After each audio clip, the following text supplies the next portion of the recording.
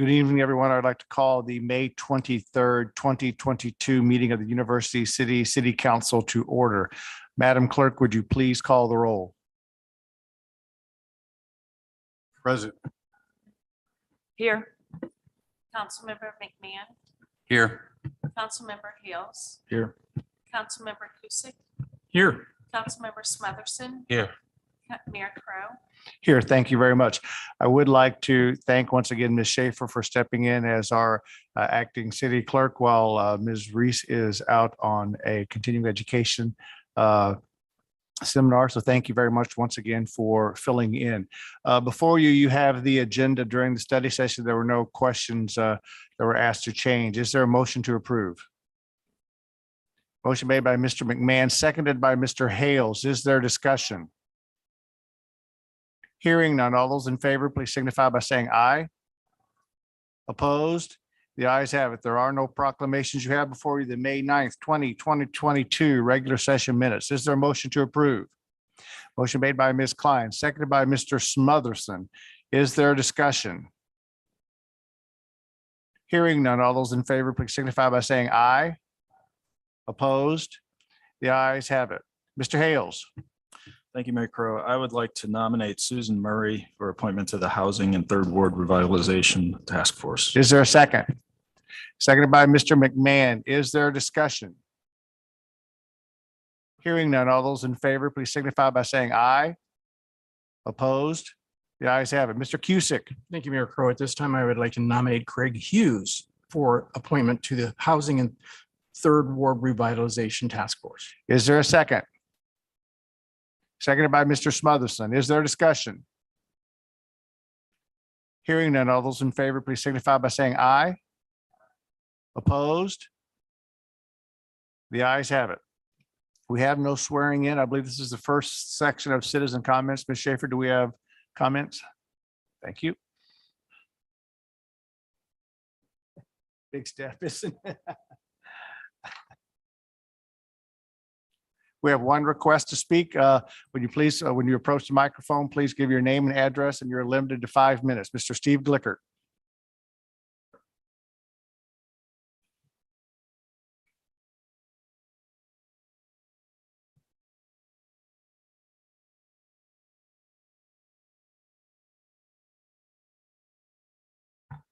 Steve Glickert, 7750 Blackberry. Mr. Rose, I haven't heard from you. Still no explanation on my request and why you're not utilizing the code. Is this how you respond to all residents?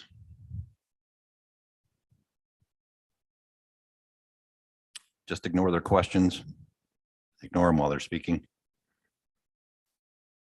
I'd like to submit into the minutes again a copy of the code. I'd like to request for the 9th time an explanation why you're not utilizing this tool. On this particular submittal, I've highlighted the section 385.020. It pertains directly to the picture from this morning that I forwarded to you. The submittal also includes the address where this violation is located. That violation is parked on the street. It's inoperable. The front suspension is collapsed. It has 2 flat front tires. It also has no license plates. And it's been there since January. 5 months. This derelict car has been sitting there on a public street for all to see. Bravo, Mr. Rose. In your defense, this violation is located on a street that terminates at Olive. So being that it's north of Olive, I know you have no idea where that is. If I recall correctly, 3 years ago, you all became completely unglued and had a little conniption fit when 40 to 50 brand new Tesla automobiles appeared on a parking lot in the 8,000 block of Olive Street Road on the south side of the street. Those were all removed in a matter of 2 to 3 weeks. That's because it was in 2nd Ward. Yep, Old Elon Musk screwed up. He should have parked those cars north of Olive on the front lawns of some of our residents, because you never would have found those. Would you, Mr. Rose?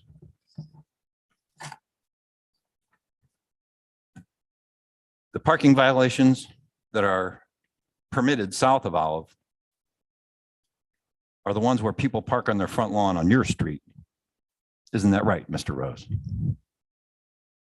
Continual pathetic performance out of you, Mr. Rose. The same violations that I've been providing pictures of you for you have been sitting there for 4 years. You've delivered nothing but lame, useless excuses. Let's review. June 2018, I brought this to your attention. The first response was from Mr. Clay, that you were shorthanded, that the department was stretched thin. Where does a council member receive personnel info? Head counts on employees from the city manager. Next was the dodge or the delay that you needed new software. You know, they used to perform this task for decades with pen, paper, a good memory, and detailed notes. But no, you needed new software. The next was a classic. The excuse was due process. The violators have the right to go through the judicial system. Why didn't you provide this explanation 3 months prior to that? Or 6 months prior to that? Or 9 months? No, you waited well over a year to pull that out of thin air. After providing more pictures, Mr. Rose conjured up yet another delay or an excuse with the response with, later in the fiscal year, I or a designated employee will present before the mayor and the city council our plan for code enforcement. This response was almost a year and a half into this whole ordeal. Why did you break away from the previous excuses of software and due process for this one? Because that's exactly what they are, is excuses. Then a few months after that, you jumped on the ever popular excuse of COVID. At first, I was sympathetic, but after the previous excuses provided and further contemplating on this, I thought the police department was working, the fire department was working, sanitation was working, I was working, and I bet my bottom dollar the finance department was working, cutting your check every 2 weeks. Mr. Glicker, your time has expired. All right, I'll be back.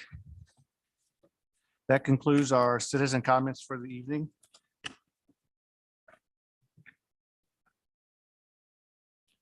We'll now move forward with public hearing. You have before you on the agenda, public hearing for liquor license for Costco Wholesale Corporation, 8695 Olive Boulevard.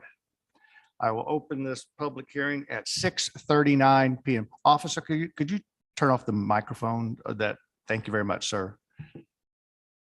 I will open it at 6:39, and according to the city clerk, we did not receive any public comments, nor do we have any public, anyone who has signed up to speak. So I will declare the public hearing closed at 6:39 PM.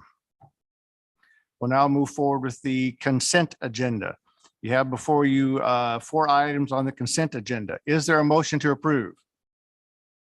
Motion made by Mr. Hales. Is there a second? Seconded by Mr. Clay. Is there a discussion? Hearing none. All those in favor, please signify by saying aye. Opposed? The ayes have it. Mr. Rose. Honorable Mayor and council members, this item asks that you receive a brief presentation on the third quarter financial report. Mr. Cole.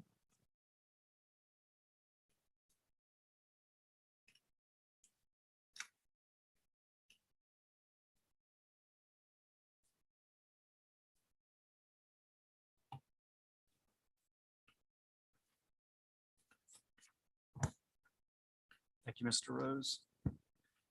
Honorable Mayor, members of council, this presentation will be on the third quarter.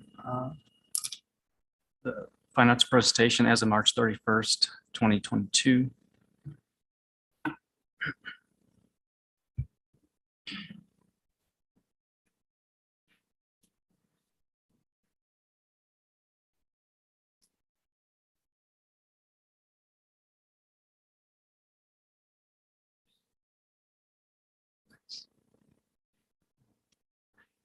The first slide for you is the general fund revenues. And we have an adjusted budget of 23,510,876. Our year-to-date actual is 16,023,969. This represents 68.2% of the adjusted budget. As of the third quarter, there's a decrease of 1.6 million, 1,643,727. And the key points here is that in FY21 of the same third quarter, we received roughly 2.4 million from the CARES Act. And that made up the bulk of the decrease because we didn't receive it this year. We also had increase in sales and use tax of roughly 416,000 or 10.9%. A little increase of property tax of 98,000 or 3%. And our gross receipts increased roughly 90,000 or 2.3%. So overall, on the general fund revenues, we showed a small decrease of 3.8% compared to the same quarter of FY21.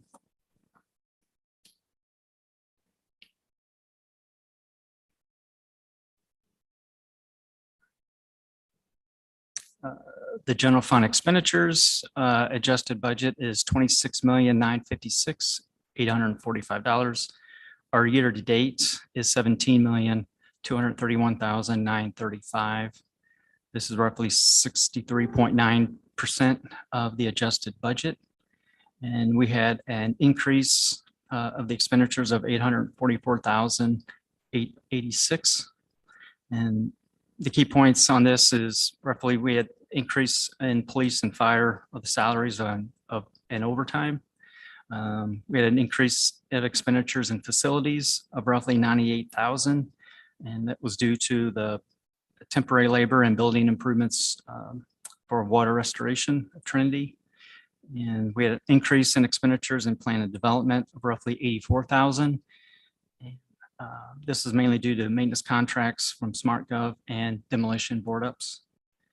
And we had an increase in expenditures in Centennial Commons of roughly 177,000 or 76.3%.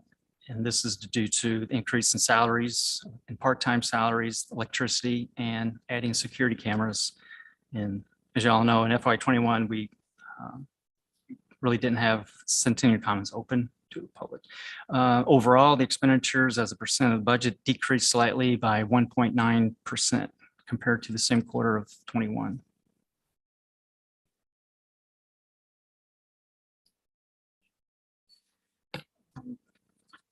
The next slide is the capital improvement sales tax revenue. The adjusted budget is $2,102,000. The year-to-date actual is $1,538,573. This is 73.2% of the adjusted budget. And this is an increase of $161,014 compared to the same quarter of FY21. Here, the sales tax, the revenue increased roughly 11.7% during the third quarter as compared to the same quarter of FY21. The capital improvement sales tax expenditures, we had an adjusted budget of $2.4,012,910. Our year-to-date actual is $563,530. This makes is 23.4% of the adjusted budget. And we had an increase of expenditures of $256,835. This is mainly made up of the asphalt overlay improvement projects on various streets of 160,000.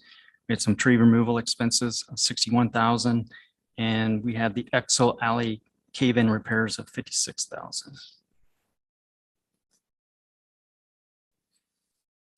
The park and storm water sales tax revenue, the adjusted budget, 861,000. The year-to-date actual is 787,067. This is 91.4% of the adjusted budget. And we had an increase of $184,012 compared to the same quarter of FY21. Here's, again, the sales tax revenue for the third quarter increased roughly 30.5%.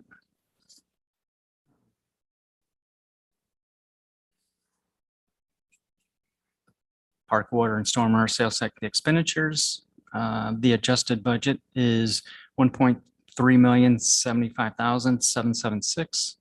Year-to-date actual is $505,786. This is 36.8% of the adjusted budget. And we have an increase of $290,361 from the same quarter of FY21. The increase here is roughly due to removal of ash trees from the tree project, some tree stump grinding, and painting of the Heaton Park pool.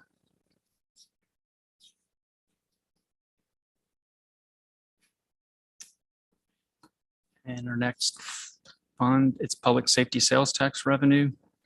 And we have an adjusted budget of $1,601,500. Our year-to-date actual is $1,249,211. This is 78% of the adjusted budget. And we had an increase of $141,283 compared to FY21 of the same quarter. And the sales tax for this quarter increased roughly 12.8%.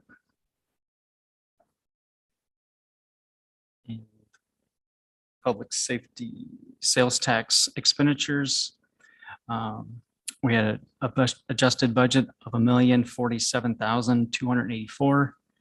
Year-to-date actual is $723,253. This is 69.1% of the adjusted budget. And this is an increase of $181,484 compared to the same quarter of FY21. And this is an increase in some expenditures due to the Annex and Trinity renovation design costs. This is kind of a quick summary, and I'll be open for any questions. Are there questions of Mr. Cole or Mr. Rose? Mr. Clay? Thank you, Mayor Crowe. And thank you for the presentation, Director Cole. As we think about comparisons, because we've had 2020 certainly was extraordinary, and then 2021 also had its challenges.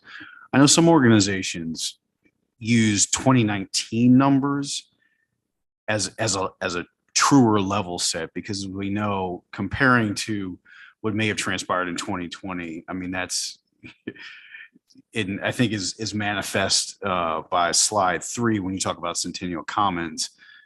I mean, yeah, we had an increase in salaries because we had no salaries effectively for a period. So as we think about comparison, I'd just like to hear your thoughts on, are we getting really a true picture of where we are now relative to where we were, given where we were was so different from any other period? I think we're still in the phase of kind of getting back to 2019, but I think it would be, I think probably another year or two to have a real true test of kind of comparing back to 2019. So from a comparative perspective, it seems like every year we're not necessarily doing apples to apples because dynamics change and there's variability from year to year. But I mean, the swings we saw in 20 and 21 compared to even 22, you just seem very different. So I just wonder, I think you've answered my question, but we always hope that we're going in the right direction and that we're going to try to get back to, but I don't really see that we're going to be really back to 2019, but I'm hoping that we close. Mr. Cusick? Thank you, Mayor Crowe. Mr. Cole, I need some clarification. I don't understand something. When I'm looking at the 3 different categories on sales tax revenues for capital improvement, public safety and park and stormwater sales tax revenues, the increases, explain to me why the percent increases on those three are different and why they wouldn't all be the same? Does that The make park and sense? stormwater sales tax is based on point of sale. And then the capital improvement and public safety is based on per capita. That explains that. Thank you. And then the overall sales tax revenues, I guess, point of sale. Are we seeing a regression to the means, or is this actually just an increase in sales going on throughout the University City? It's just an increase in University City. And then finally, the property, the revenues for property taxes increased.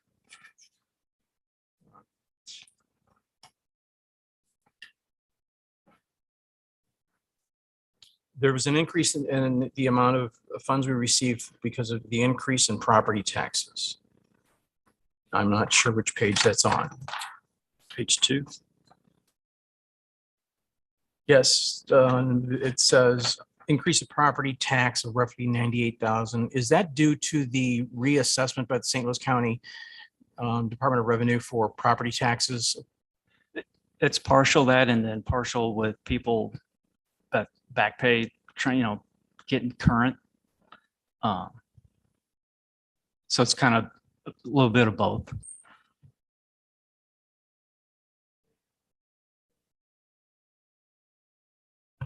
I apologize. This beggars my bigger question. And does the Hancock amendment have anything to do with increased revenues from property taxes for us? Are we concerned about the Hancock amendment in this instance at all? I'm not concerned with the Hancock. I mean, they limit the amount of revenue, tax revenue that the city can get. So we just have to abide by the Hancock law. Honorable Mayor, Councilmember Cusick, from a governance perspective, we are ensuring that we're in compliance with the Hancock Amendment. But the Hancock Amendment has caused us, as well as other jurisdictions, to switch from reliance on property taxes to a reliance on sales taxes. And that is why it is very important that we continue to diversify our economy with businesses that generate sales taxes. You may recall that was part of the discussion that occurred for the Olive and I-170 development, as well as other developments that are occurring along the Olive corridor. Very good. Thank you. Any other questions? Hearing none. Thank you, Mr. Cole. Thank you.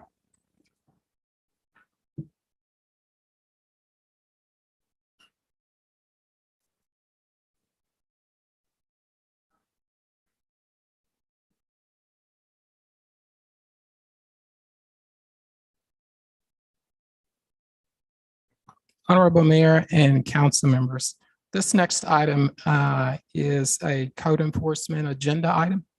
The 2021 community survey confirms we are continuing to make good progress in improving our code enforcement division. According to the survey, our resident level of satisfaction with our code enforcement operations is significantly higher than the region or national levels. This item provides reports that quantify how code enforcement is performing. Review of the April report reveals we started 165 new cases and issued 310 notices of violations. I understand there are a few people that believe we should be more aggressive in using our government powers to take action that would penalize, which is often our most vulnerable residents due to non-compliance. However, review of the community survey reveals 80% of our population is either very satisfied, satisfied, or neutral relative to code enforcement, which means only 20% are dissatisfied. The approach being taken to code enforcement is to work with our residents to bring their properties into compliance. For example, a notice of violation is first issued to the homeowner, letting them know their property is not complying with our code versus using our government powers to cite the homeowner into court and to issue a fine. Only if the resident refuses to comply with our code after adequate time is given will we then issue a citation, tow a vehicle, or issue a fine. Again, only 20% of our population are dissatisfied with this approach. I strongly recommend we continue with this approach as it is more compassionate. This approach enables code enforcement officers to recognize the stresses, both economic and mental, that the COVID pandemic has caused our residents, but still hold them accountable for bringing their property into compliance. As a part of the 2023 annual operating budget, I intend to recommend changes to naming the division for code enforcement to code compliance, as the new name better reflects our approach.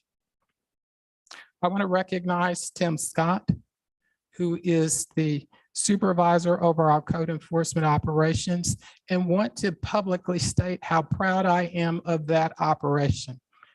Does it need to get better? Sure. But from where it came, it is tremendously improved. John Wagner and I are happy to respond to any questions that you might have. Any questions, Mr. Rose? Mr. Clay? Thank you, Mayor Crowe. City Manager Rose, thank you for the presentation. Can you walk us through the process from notification to court adjudication? What are the steps and what are the number of days associated with each of those steps? I can give you a general sense, but I believe Mr. Scott is here, who can give you a greater sense of what that timeline is. Generally, what happens is that we issue a notice of violation. We give typically about 10 days to cure. If you do cure, then that's voided. If you don't, then a citation is issued and then you go to court and you get a court date. And as you know, that has been impacted because of COVID as well. Court was shut down for a significant period of time. But I will turn things over to Mr. Scott so he can outline that process for you. Mr. Scott?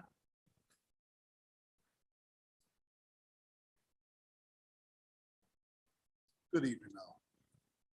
Yes, sir. So, yes, good evening, Councilman Clay. So to answer your question, it depends on what the violation is initially. If we're talking about building violations, those notices are given and there's a period of 30 days to 60 days that is initially given for compliance. Excuse me. When it comes to grass, any issues of vegetation, it is standard that 10 days is given. Okay, if there, and that is with the possibility of the request for extensions, because we do often have people ask for extensions in those cases. You know, so, but if there is no extension and there is no communication with the inspector, after that 10 days, that case is referred to court. Okay, at that point. A lot of times what happens is the cases are referred to court and then we'll have compliance. And people often wonder, well, why was I sent to court? We don't get that communication in between. Okay. And so, because some of the feedback I get at times, and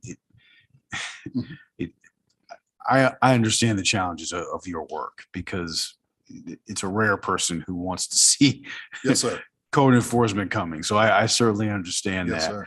sir. What we get from neighbors of houses, for example, that have high vegetation is, you know, they're wondering what, you know, why does it take so long? Why does it, You know, it seems like they're getting chance after chance after chance to remediate this issue. Why can't they just fix it? And so, and certainly I try to talk to constituents about the process. But I think to that point, can you talk about how many appeals are generally afforded a resident, either in a vegetation or a building situation? Well, usually, typically 2 or 3 at that Okay. point, you know. But normally what happens because of that period of time, what happens to create that period of time, excuse me, is that once that time is given, there's no compliance, they're referred to court. Then we have a contractor that's cutting that grass. It may take another week or so before they can get around to do that. They do that on a rotation basis, depending on what's assigned to them that week. So that again takes a little bit of time for the contractor to get around, and it depends on the weather.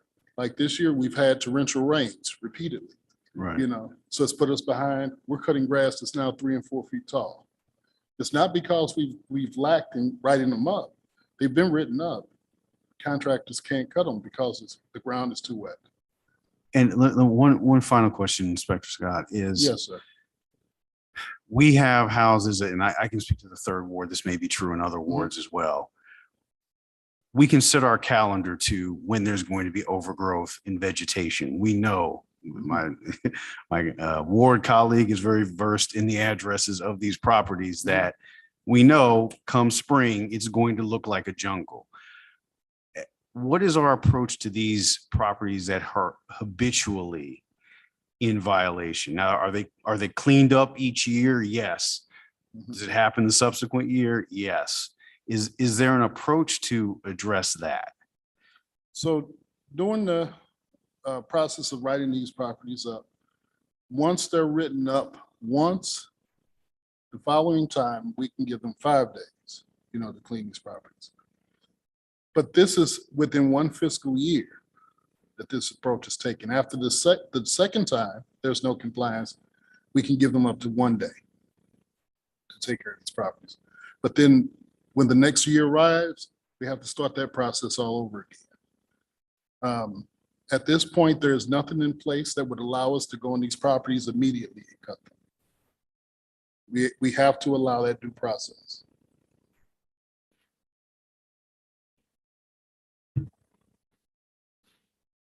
Mr. Hales. Thank you, Mayor Crowe. In reviewing these statistics, we've got a couple of periods here, and I don't know if I'm speaking at the wrong time, Mr. Rose. Can I just proceed? Obviously, there's been a lot of attention in these chambers about derelict vehicles. And in looking at this, it looks like the number of citations have doubled from a 3-year period through July of 2016, and then similarly a 3-year period through up to July of 21. Roughly doubled the number of cases and citations, it looks like, on derelict vehicles. In your estimation, has there been an increase in derelict vehicles, or has there been a backlog of or I guess lack of enforcement? And that's sort of part 1 of the question. Part 2 is I'm curious how things are going with the inspectors, the code enforcement inspectors that are out in the community on routes and having territories. So to answer your first question, Councilman Hales, there is basically an increase in these derelict vehicles annually. Okay, there's people that'll go out, they'll have derelict vehicles, they'll go out and purchase another derelict vehicle and they'll place it on the property as well. In addition to that, is we tow cars repeatedly because they're towed, people pay for them to return them, they put them right back in the position of non-compliance. So some of these properties we end up visiting 4 or 5 times in a year. So this happens a lot. Code enforcement officers are out there, they're hitting it hard. They're getting a lot of these vehicles, but again, we're faced with those challenges of people bringing them back to these properties. Or another thing that they've been doing that you all may not be aware of is they'll move them from the driveway to the street. Now in the street, the police department has to address those. Okay, then they'll move them back from the street to the driveway. Those are issues that we're dealing with, on top of issues of grass and everything else that we have to deal with during the, during the day of our daily duties. Okay, thank you. I did just want to say, I think that the numbers truly speak for themselves, and I think it represents a great deal of improvement in recent years, and it certainly hasn't gone unnoticed by me, and I think all of Thank my you. colleagues. Secondly, we all get these emails, complaints, phone calls Mhm. that we send to the city manager, and they inevitably end up in your lap. And I Yes, just sir. wanted to thank you and Quite Dr. welcome, Wagner sir. for how You are. prompt you are responding to all of the citizen complaints that flow through us. Thank you, Councilman Hales. And my last question might be a Dr. Wagner question, but I'm curious with some of these property maintenance issues. Do you look at whether these are owner occupied versus rentals? And if we've got repeat violators, is there a way to approach a absentee landlord that is either allowing their property not to be maintained or not maintaining it themselves in terms of being able to continue to rent those properties? Right, well, we have nothing in place now that would limit them from renting those properties. We treat all owners, property managers with the same type of process. Once they're in violation, they have that, the timeline in which to come into compliance. If not, then it goes to court. But no, basically all of them are treated the same way. There are cases that when it comes to illegal occupancy, we're able to hold up an inspection so that they may come into compliance with the occupancy. And what I mean by that is if they have an inspection that is, should I say, expired, it hasn't been taken care of, well, before they can get their occupancy, they have to schedule a new inspection for us, something to that effect, or they will pay a failed inspection fee for that first one, which will somewhat motivate them to bring the rest of it into compliance before court. Thank But, you. Yes, sir.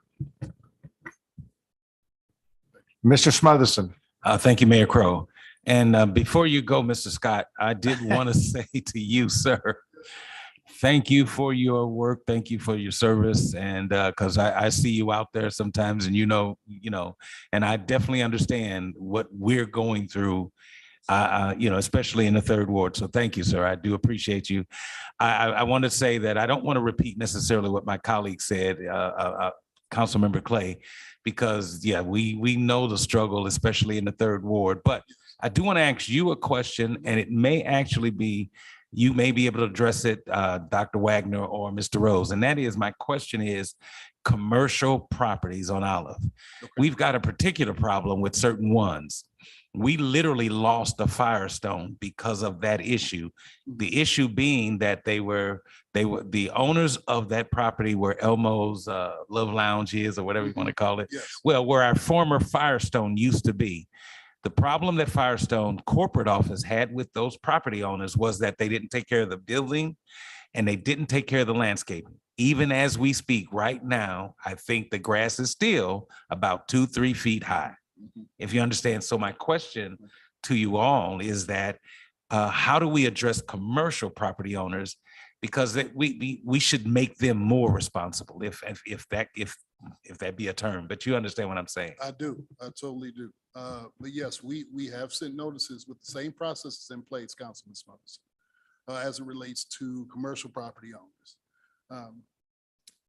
Thing with commercial property owners, I guess the same as residential, there should be something in place that would keep them from renting those properties, once compliance has not been made repeatedly. This particular property, we've had challenges with often. We've been there for the awnings that were in disrepair, the lights and the lettering that were out. Same thing that we're dealing with the dollar store. We're sending letters and notices on those issues as well.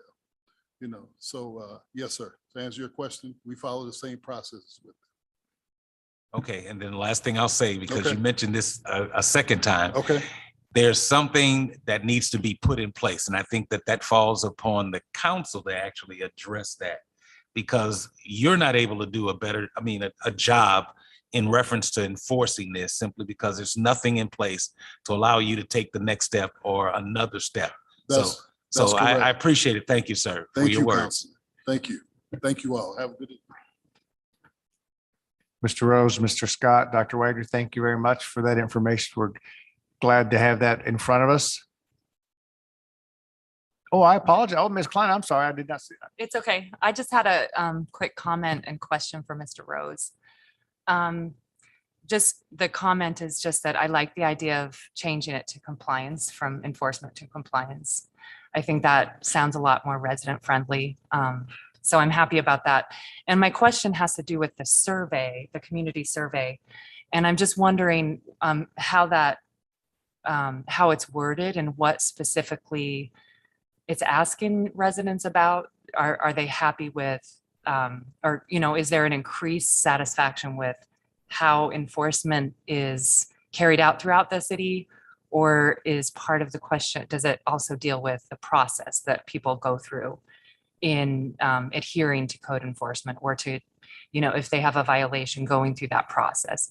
And I'm just interested in the distinction between, the community's satisfaction with code enforcement and people that have to go through the process of code enforcement, if there's any distinction in the satisfaction, if that is clear, if my question is clear. Honorable Mayor and Councilmember Klein, the survey simply asked about resident satisfaction as it relates to the effort that we put into code enforcement. It does not, which we could inquire with those that have gone through the process to better understand their level of satisfaction with the process. But that's something that we can certainly drill down on. Thank you. I do think that would be useful data for us to have. I appreciate that. Mr. Rose, right of way. Honorable Mayor and council members, item 3 up under the city manager's report is a request for a right-of-way acquisition consulting service. And Mr. Alpeslan will present this item. Mr. Alpeslan. Thank you, Mr. Rose. The request is to award a contract to OR Colon for professional engineering services to professional consulting services to obtain donations or at cost temporary construction easements for the Westgate Avenue Surface Transportation Program Improvement Project. This is a grant project. It is coming very close to its deadline of getting these easements secured. Our department in-house put forward an effort to get these easements so far with a limited success. We got about half of them. We're working on about 7 right now, but there are still 12 outstanding after that. And so the request is to have this firm work as an extension of our staff due to limited staff numbers right now. And this firm is also an expert in providing these services of ownership research, valuation, and negotiations as it fits the Uniform Act to acquire easements. The need for these easements is because Westgate Avenue is a narrow corridor. We need certain widths of driving lanes, parking lanes, and pedestrian access route on Westgate Avenue. When we do these improvements, the elevations may change, and they change in this design. When the elevation change, there's a need to grade that property back, that area back to the property so that it's not an abrupt drop. In many cases, this includes driveways on Westgate Avenue. And so we're certainly improving private property as a result of this, but the federal government won't give us the opportunity to obligate construction funds if we don't have these easements in place. Our deadline is middle of July, kind of a last ditch effort to be able to secure about $700,000 of grant funding by this expenditure of $32,100. It's a not to exceed dollar amount. So if there is a tiered way of expanding these dollars as the consultant outlined in their proposal. If they don't need those higher tier efforts, then those won't be built. So it's a not to exceed type of proposal. My estimation is that we probably won't even expend more than the $25,000. But this is to make sure that we have the authority to expend these dollars and start with that on quickly so that we can make some progress. The capital improvement sales tax fund reserves are proposed for funding this project. I'll be ready to answer any questions. First, is there a motion to approve? Motion made by Mr. McMahon, seconded by Mr. Smotherson.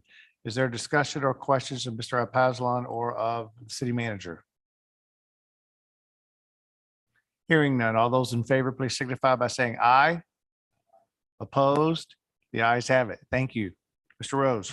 Honorable Mayor and council members, the last agenda item up under the city manager's report is asking for authorization to purchase 4 vehicles for the police fleet. And I believe we have Captain Lemons here that can respond to any questions that you might have. Apologize. First, is there a motion to approve? Motion by Mr. Hale, seconded by Mr. Smotherson. Is there discussion or questions of Captain Lemons? Mr. Smotherson. Thank you, Mayor Crowe. And I'll ask my question while he is approaching. But anyway, my question to Captain Lemons is that these vehicles that we're purchasing, are these replacing vehicles that are currently being used right now? Is that correct? Honorable Mayor Crowe, Councilman Smotherson, yes, sir, they are replacing some current vehicles. Okay, and so my question also is that are we running cars 24 hours? Is that what 24 hours a day? Meaning that, one shift starts and then the next, and they take over the car. Is that how we're proceeding with how Yes, we sir. use the cars? That is, okay.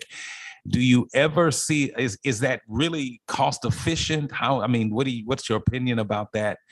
Or actually, could you see a time where we'd actually purchase extra vehicles, not necessarily to double the fleet, but to actually rotate cars so that we have cars that actually rest? So my question again to you is what we're doing now, is that really cost efficient, or or what's your opinion about that? Well, the police department's a 24-hour operation, and we have a certain amount of officers that we have to constantly have on the street to meet manpower, to make sure that we have sufficient resources for the entire city. As the police department grows, then our fleet would have to grow. In response to possibly increasing the fleet and maybe running vehicles on a part-time basis, that would be a council decision or city manager discussion. Okay, well, I guess that answers my question. Because again, I just want to know if, I don't have a problem replacing cars. I understand that. I understand the need. I'm just wondering, and I guess I'll take that up with the city manager, if that's the right approach to run cars 24 hours, or to actually, because I would be in favor in adding additional cars so that we could actually give cars a rest and maybe make the fleet last longer, if that makes any sense. So thank you, sir. Mr. Hales. Thank you, Mayor Crowe. I was wondering, given the supply chain issues, and I've read quite a bit about fleet management and fleet vehicles and the difficulties getting them as well as parts, how do you feel about being able to get these? Well, that's part of the reason why we, the city manager, recommended the purchase of these particular vehicles, because 3 of them are already in production or concluding their production, and 1 of them is already readily accessible, the Dodge Durango. Any other questions? Thank you, Captain. Hearing no other questions, those in favor, please signify by saying aye. Opposed? The ayes have it. We'll now move forward to unfinished business. You have before you bill number 9464. Madam Clerk, may we have the second reading? Yes, Bill 9464, an ordinance fixing the compensation to be paid to city officials and employees as enumerated herein from and after passage, and repealing ordinance number 7170. May we have the third reading? Bill 9464, an ordinance fixing the compensation to be paid to city officials and employees as enumerated herein from and after passage, and repealing ordinance number 7170. Thank you very much. Is there a motion to approve? Motion made by Mr. Clay, seconded by Ms. Klein. Is there a discussion? Hearing none, Madam Clerk, would you please call the roll? Councilmember Klein, Aye. Councilmember McMahon, Aye. Councilmember Hales. Aye. Councilmember Cusick, Aye. Councilmember Clay, Aye. Councilmember Smotherson. Aye. Mayor Crowe. Aye. The bill is passed. We'll now move to bill number 9465. May we have the second reading? Yes, Bill 9465, an ordinance approving a final plat for a major subdivision of a tract of land to be known as 711 Kingsland Avenue. May we have the third reading? Bill 9465, an ordinance approving a final plat for a major subdivision of a tract of land to be known as 711 Kingsland Avenue. Is there a motion to approve? Motion made by Mr. McMahon, seconded by Mr. Cusick. Is there discussion? Hearing none. Would you please call the roll? Councilmember McMahon, Aye. Councilmember Hales. Aye. Councilmember Cusick, Aye. Councilmember Smotherson. Aye. Councilmember Clay, Aye. Councilmember Klein, Aye. Mayor Crowe. Aye, the bill is passed. We'll now move to new business, resolution number 2022-5, FY 22 budget amendment number 3. Is there a motion to approve? Motion made by Mr. McMahon, seconded by Mr. Hales. Is there discussion? Hearing none. All those in favor, please signify by saying aye. Opposed? The ayes have it. We'll now move to bill number 9466. Who would like to introduce? Mr. McMahon. Madam Clerk, would you please give us the first reading? Bill 9466, an ordinance amending ordinance number 7146 relating to the zoning classification of multiple properties in redevelopment project area 1 associated with the Costco development and permitted land uses and developments therein by approving a comprehensive sign plan for the Costco development. Thank you very much. We'll now move forward with council reports and business. Any comments from my colleagues? Mr. Smotherson. Thank you, Mayor Crowe. Just wanted to make sure that everyone is aware that the Starlight Concert, the Arts and Letters Commission will have their Starlight concerts that start in Monday. And I believe that is the first Monday, and I don't have a calendar. Hold on just a minute. I'm sorry. I was not quite ready, but in June. Starlight concerts will start on the 13th and continue on the 20th and the 27th of June. So just wanted to make sure that you are aware of the concerts that are going to be in Heman Park, the entrance on the Midland side, and they start, I believe, at 6 o'clock. Again, just making that announcement. Thank you. Anyone else? Hearing none, Madam Clerk, are there any other citizen comments? No. Thank you very much. We'll now move forward with council comments. Mr. Hales. Thank you, Mayor Crowe. So I've got a couple of thank yous. Following last Thursday's storm, I'd really like to thank the police department, the officers, the fire department, the firefighters, the forestry staff, and all of the street crews who responded very quickly. The fire department was out cutting numerous limbs that had fallen across streets, and the forestry crews I know came back in and probably had a very late night. We got a couple of emails thanking the city for that, and everyone did a great job. Secondly, I'd like to thank the police and fire departments for stopping by the annual Altadena picnic this weekend. The kids always love that. It was a great event. And then lastly, I just wanted to take a moment. A couple of weeks ago, almost a couple of weeks ago, we lost one of my neighbors in my neighborhood, very long time, University City resident, George Damos. He was a police officer for St. Louis County for many years. His father was the chief, I believe, for 28 years at University City. George was the kind of guy that was the neighbor that everybody would love to have. Everyone who knew him loved him. He was the guy who would mow your lawn if you couldn't do it. He would take his snowblower out and do the neighbors' driveways and sidewalks. It was a big loss for the neighborhood, and I think he was an example of what a wonderful neighbor is and was. So thank you. Mr. Cusick. Thank you, Mayor Crowe. I would like to remind everyone that a week from today is Memorial Day and the return of the Memorial Day Run in University City. I'm certain people have seen banners all around town. The Memorial Day Run will block off some of our streets, and the proceeds from the Memorial Day Run benefit U City and Bloom, the Green Center, and the library.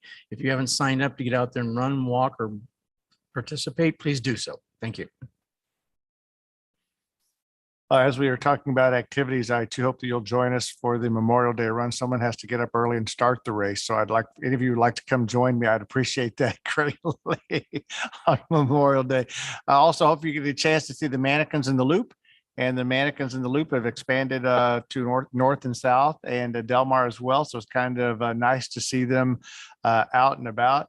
And I believe also on Saturday, I believe there's also music in the loop again. I think that, am I correct? That the part of the Del Mar will be shut down as well for music in the loop on Saturday afternoon. So hopefully we can get people continued to come back to the loop and enjoy what we all have to offer. With that, I would appreciate a motion to go into closed session according to Missouri Revised Statute 610.021, legal actions, causes of action, or litigation involving a public governmental body and any confidential or privileged communication between a public governmental body or its representatives or attorneys. Is there such a motion? Motion made by Mr. Hales. Is there a second?